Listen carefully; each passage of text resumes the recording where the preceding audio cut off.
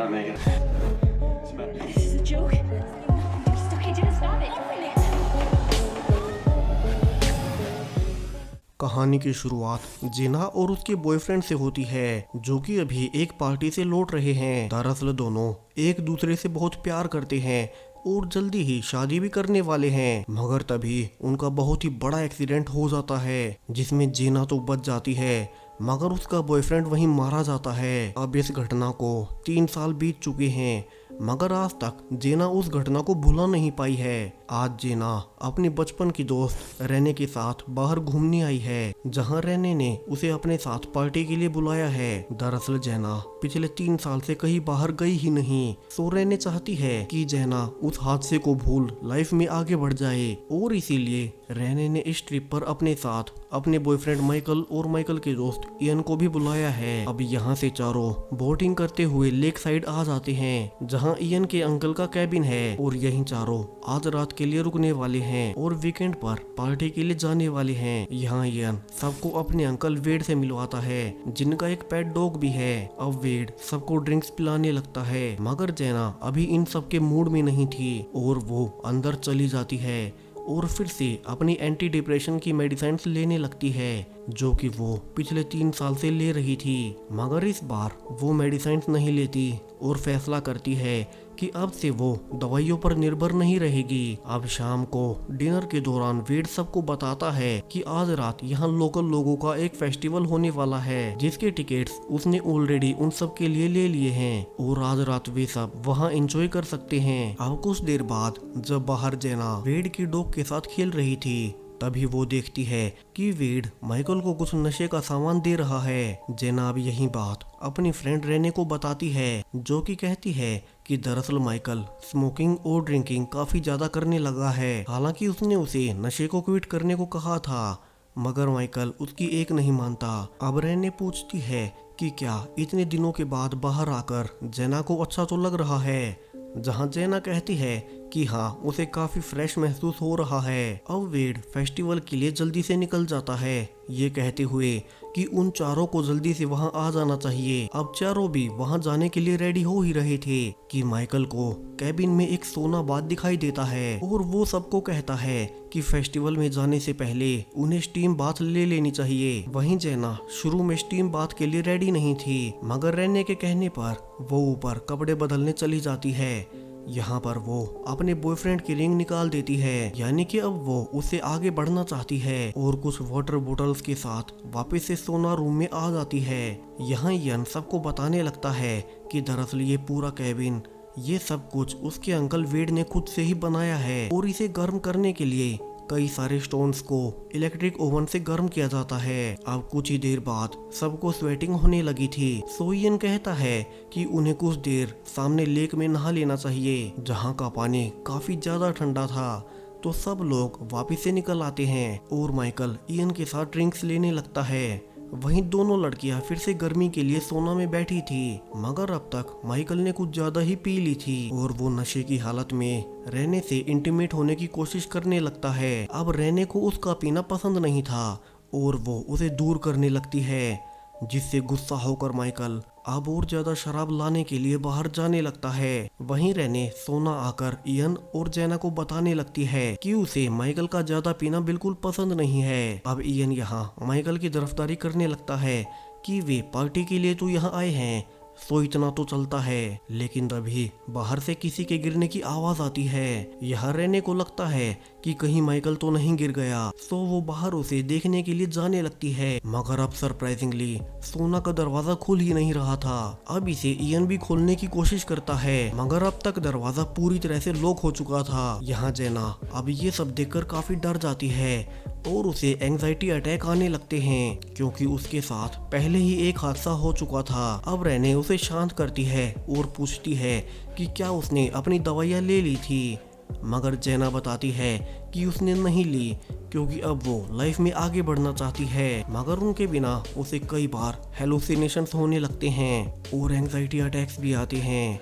अब इयन और रेने दोनों ही दरवाजा खोलने की कोशिश करने लगते हैं। यहाँ वे मदद के लिए बाहर चिल्लाते भी हैं कि कोई उनकी आवाज ही सुन ले, मगर वेड और माइकल दोनों में से कोई भी बाहर नहीं था और ये केविन भी मेन टाउन से काफी दूर है, सो यहाँ कोई आता भी नहीं। यानी कि तीनों अब यहाँ सोना में फंस चुके हैं, जहाँ का टेम्परेचर धीरे धीरे बढ़ रहा है। अब इयन कहता है कि क्या माइकल उन पर कोई प्रैंक तो नहीं कर रहा, जहाँ जेना कहती है कि उसने वेड को माइकल को वीड देते हुए देखा था, तो वो तो अब तक नशे में बेहोश पड़ा होगा। अब कुछ देर आराम करने के बाद इयन बाहर फिर से देखने लगता है, जहाँ वो पाता है कि बाहर कोई चीज है जो कि दरवाजे को खुलने से रोक रही है।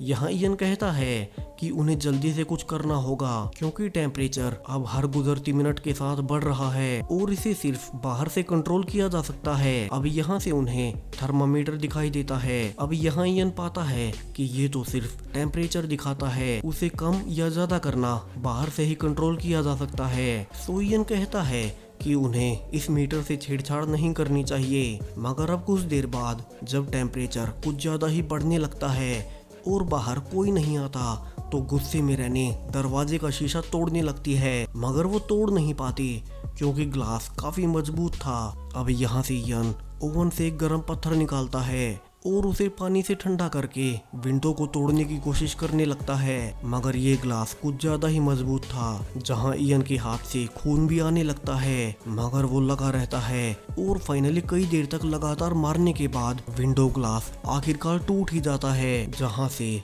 थोड़ी सी ही मगर ठंडी हवा आ रही थी। यहाँ से तीनों विंडो से माइकल और वेड उन्हें हेल्प के लिए चिल्लाने लगते हैं, मगर उनकी सुनने वाला कोई नहीं था। यहाँ से वे बाहर देख पाते हैं कि दरअसल दरवाजे को किसी ने लॉक नहीं किया है, बल्कि एक लकड़ी की सीढ़ी गिरकर दरवाजे और सामने वाले दीवार के बीच फंस गई है, जो कि दरवाजे को खुलने से रोक रही है। अब विंडो टूटने से कुछ टेम्परेचर कम हुआ था, मगर यहाँ से इयन को रियलाइज होता है और वो दोनों लड़कियों को एक और डराने वाली बात बताता है। दरअसल उन्होंने रूम के अंदर जाने से पहले इसे तेजी से गर्म करने के लिए 185 डिग्री फ़ारेनहाइट का टेम्परेचर डाला था, मगर चूंकि उन्होंने विंडो तोड़ दी है, तो अब रूम उस टेम्परेचर तक पहुंच नहीं पाएगा और टेम्परेचर लगातार बढ़ता ही जाएगा। यानी कि उन्हें जल्दी से यहाँ से निकलना होगा। यहाँ से इयन जल्दी से टॉवल में एक पत्थर बांधकर उसी से सीढ़ी हटाने की कोशिश करने लगता है, मगर काफी देर तक कोशिश करने के बावजूद इसे कोई फायदा नहीं होता। वहीं टेम्परेचर अब और जल्दी से बढ़ रहा था। वहीं अब तक घबरा चुकी रेने कहती है कि क्यों ना वे थर्मामीटर को ही तोड़ दें, तो ये टेम्परेचर बढ़ना बंद हो जाएगा।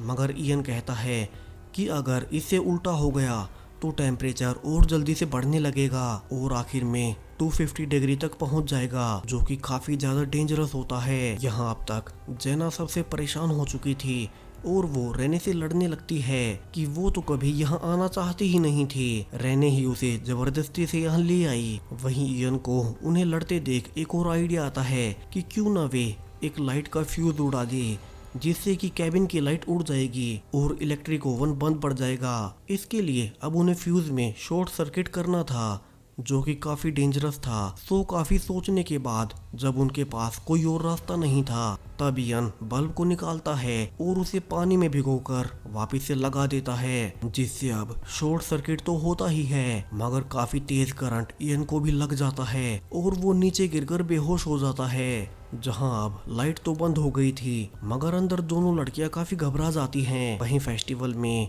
वेड अभी भी चारों के आने का वेट कर रहा था और इसी बीच उसका डॉग कैबिन की ओर आ जाता है और वहां जाकर भौंकने लगता है। अब उसकी आवाज सुन दोनों ही लड़कियां हेल्प के लिए चिल्लाने लगती हैं। वहीं अब तक वहां माइकल भी आ चुका था, जो कि काफी नशे में था, मगर तभी ऊपर फायर वर्क स्टार्ट हो जाते हैं, जिसके कारण उन लड़कियों की चिल्लाने की आवाज नहीं आती और माइकल डॉग के साथ फेस्टिवल की ओर जाने लगता है, जहां रास्ते में उन्हें वेड भी मिलता है, जहां माइकल उसे बताता है कि उसकी दी हुई वीड काफी ज्यादा हैवी थी, जिसके कारण वो कैबिन में ही बेहोश हो गया।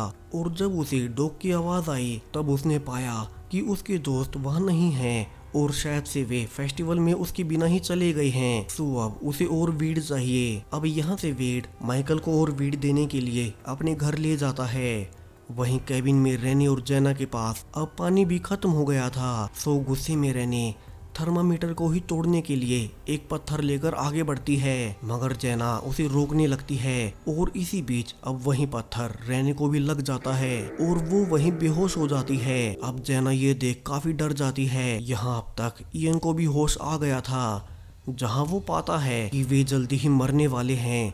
तो वो अब गुस्से में इलेक्ट्रिक ओवन को ही नष्ट करने की कोशिश करने लगता है और इसी बीच अब वो खुद भी इसमें जल जाता है और मारा जाता है। यहाँ अब सिर्फ जेना होश में थी और वो पाती है कि अब दरवाजा खुल चुका है। तो वो जल्दी से भागकर बाहर आती है और अपनी दवाइयाँ लेने लगती है। तभी उसे रियलाइज होता है कि कुछ तो गलत हो रहा है और यहाँ वो पाती है कि बाहर निकलना तो सिर्फ उसका एक भ्रम था और अभी भी वो सोना रूम में ही बंद है, जहाँ यन मरा पड़ा है और रेने बेहोश पड़ी है। वहीं माइकल नशे में अंदर आता है और जब उसे अंदर कोई और दिखाई नहीं देता तो वो और ज्यादा वीड पीने लगता है और वहीं सो जाता है। वहीं रहने को थोड़ा सा होश आता है, तो उसे जिंदा रखने के लिए जेना उसे विंडो के पास एक टॉवल के जरिए खड़ा कर देती है ताकि उसे कुछ सांस आए और इसके बाद वो खुद वहीं गिरकर बेहोश हो जाती है। अब यहाँ से फ्लैशबैक दिखाया जाने लगता है कि वे सब उस सोना रूम में कैसे फंसे।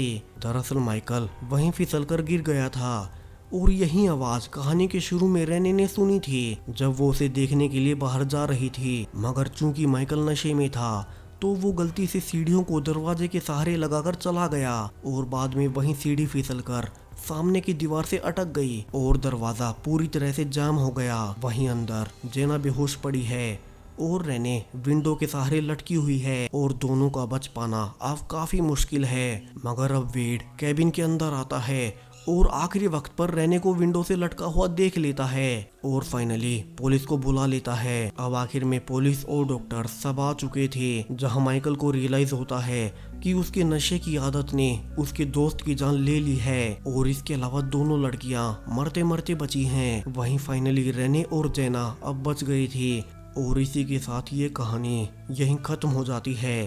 तो वीडियो पसंद आया हो तो लाइक जरूर से करते जाएं। Thank you.